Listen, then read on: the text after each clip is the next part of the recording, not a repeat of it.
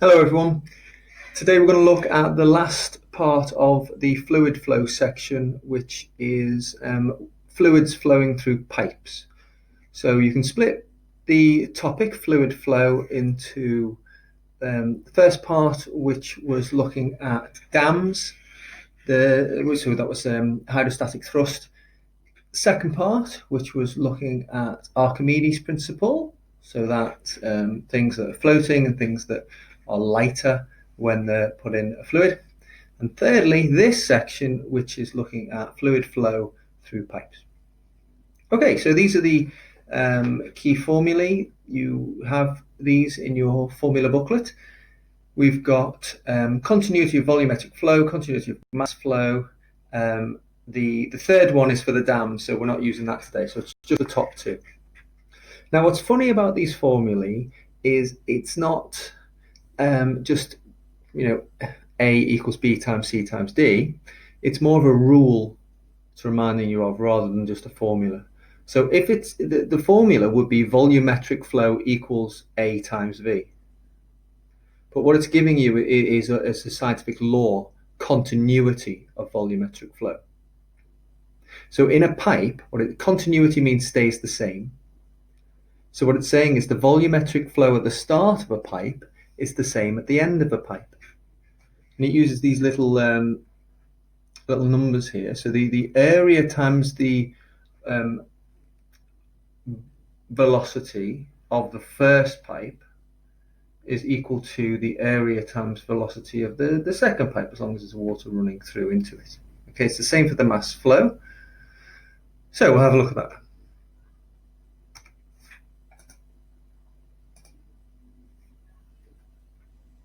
Okay, so this is what they would refer to as a tapering pipe. So the tapering pipe gets thinner. So we've got a certain velocity of the fluid coming through, and then that is the cross-sectional area of the pipe. Now, do make sure that you know whether, most pipes are going to be cylinders.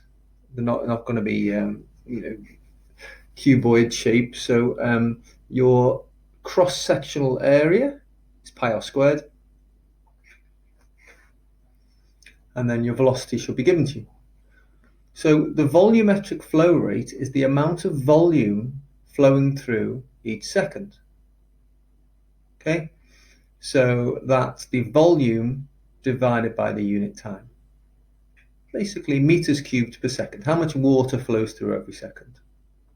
Now, another way of looking at that is area times velocity. And the way you can prove that is just looking at the units. That's meters cubed per second, and that's meters squared multiplied by meters per second. So you've got meters squared times meters on top, giving you meters cubed per second on the bottom. Now, it's not a proof that you would have to do, but that's just trying to explain that while you would think the amount of volume that flows through a pipe each second, known as the volumetric flow rate, you would naturally think, okay, that's the amount of volume per second, meters cubed per second.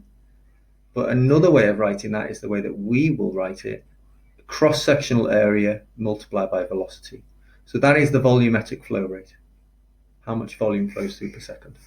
And what the law says, this is the law that you have to remember, is the volumetric flow rate at the first section of the pipe always equals the volumetric flow rate at the second section of the pipe. And that's what this says. The volumetric flow rate, area times velocity in the first section of the pipe, equals area times velocity in the second section of the pipe. So to keep that consistent, to keep that constant, if the area goes, let's say you had this number here and it was 10. So if this needs to equal 10, then if your area goes up, well, then you're going to have a bigger number here, aren't you? So to balance that out and make sure it stays at 10, that would have to go down. So if your area gets bigger, the velocity, gets smaller, vice versa. So the cross-sectional area gets smaller, so the velocity must get bigger. Now, if you ever held a hose pipe and then put your thumb over the end of it to make the size smaller, and then the water comes out quicker. So you would have come across this before. Now, the second part is mass flow rate, which is the exact same law. Mass flow rate means a similar thing as volumetric flow rate. The volumetric flow rate is the amount of volume that flows past per second, and the mass flow rate is the amount of mass that flows through per second. So that's the kilograms flowing through every second. And it can be written here as mass per unit time. But another way of writing it is density times volumetric flow rate. Now that comes from density equals mass over volume. So density times volume is equal to mass. We know the volumetric flow rate is AV. So that's a area times velocity can replace volume. So then multiplied by density. So the formula for mass flow rate is density times area times velocity.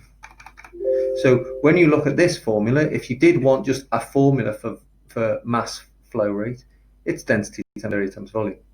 But of course, this whole thing is giving you the rule, continuity of mass flow, saying, right, the mass flow at the start, here, rho A1 V1, is equal to the mass flow at the end, rho A2 V2. That's the density of the fluid, so it won't change.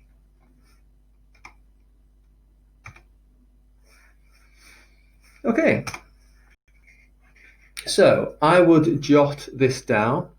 In a gradually tapering pipe, the volumetric and mass flow rates are the same at point 1 and point 2. Another way of saying that is it's constantly the same as the cross-sectional area of the pipe changes. The volumetric and the mass flow rate stays the same at all points. And that's this little way of saying it. So mass flow rate is an M with a little dot on. So we're saying the mass flow rate at point 1 is equal to the mass flow rate at point 2, and the volumetric flow rate at point 1 is equal to the volumetric flow rate at point 2. Okay, now that's kind of all there is to it. We'll have a look at how we apply that to exam questions now. But so it's a funny formula, this, because one of the things I keep saying is you can do very well on this course if you just get used to using the data sheet and the formula book. But this is not a classic formula. If you are asked to calculate, the volumetric flow rate, you would find this and you'd go, oh, continuity of volumetric flow. And then you'd think, oh gosh, what does this mean? Whereas actually, you've just got to remember how to use this formula. If you want the volumetric flow rate, it's just A times V. V is velocity, which you've also got to remember, not volume. But if you were asked to get the volumetric flow rate at a certain point, and you say, okay, it's A times V, but you don't have one of those two, you think, no, I can't do it. Well, actually, you can. If you know the area and the velocity at an earlier point, you work out what the volumetric flow rate is. That stays the same, so you can say, right, that volumetric flow rate must be A2V2. So if you know the volumetric flow rate and one of them two, you can get the other one.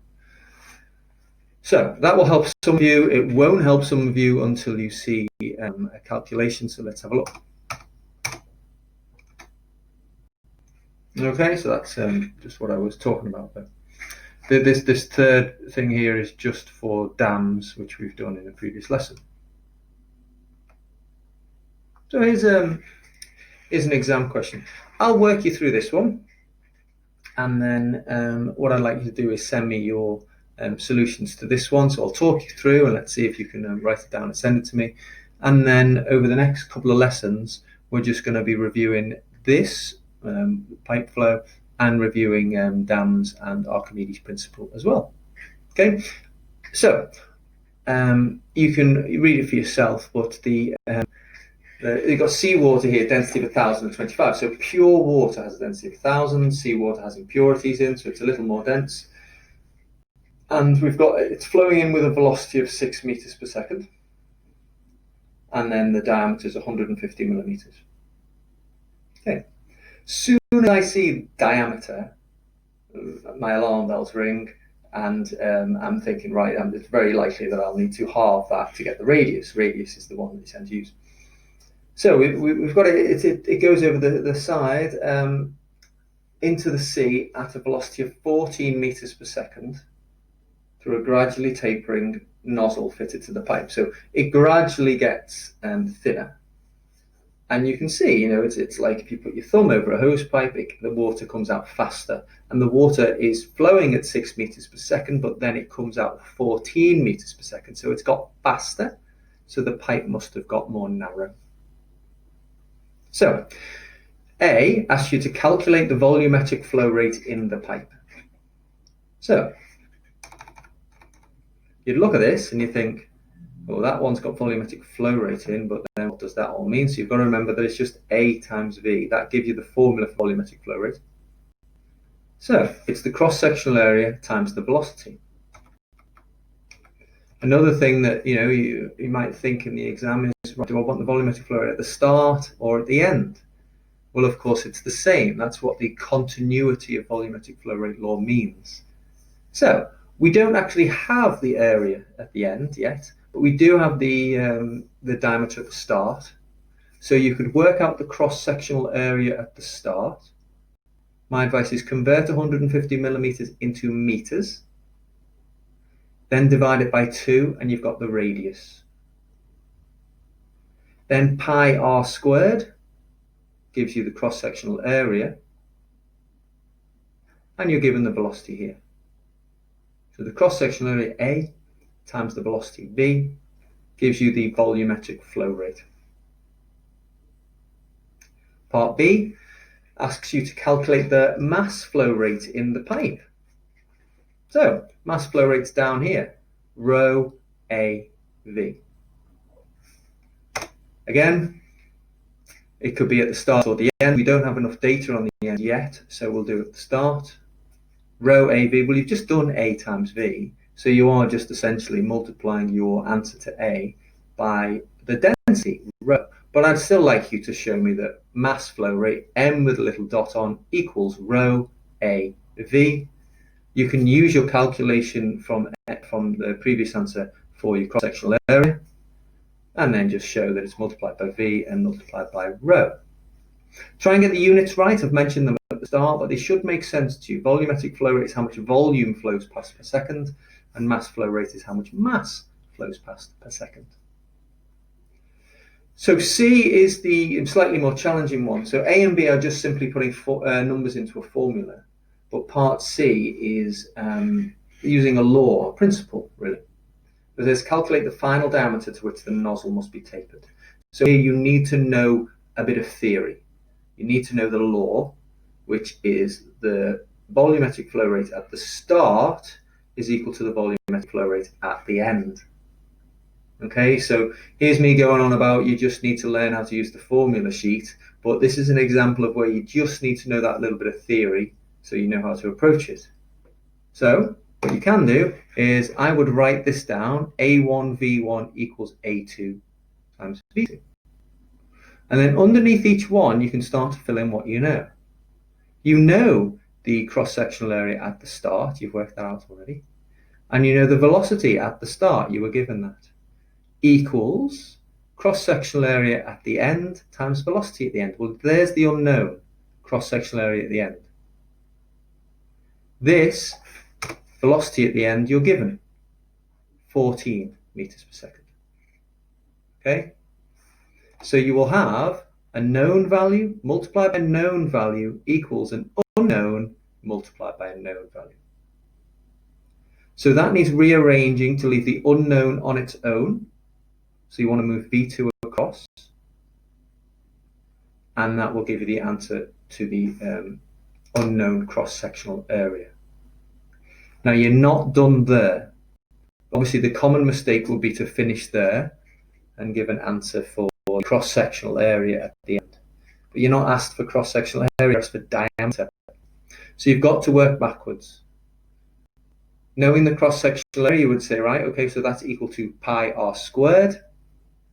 And can you rearrange that then to get the radius? And then that will need doubling to give you the diameter. If you initially converted that into meters, then the answer will come out in meters. If you didn't, the answer will come out in in millimeters, but your answers to A and B would have been wrong for the units that you were using. If you're going to use kilograms and meters cubed, then this needed to be converted to meters at the start. Okay, so as well as watching this video, I wanted you to just complete this question today. I've talked you through it, show me your solutions, and then the follow-up to this, which I'll give you lessons all at once, will be to try a few more questions on this.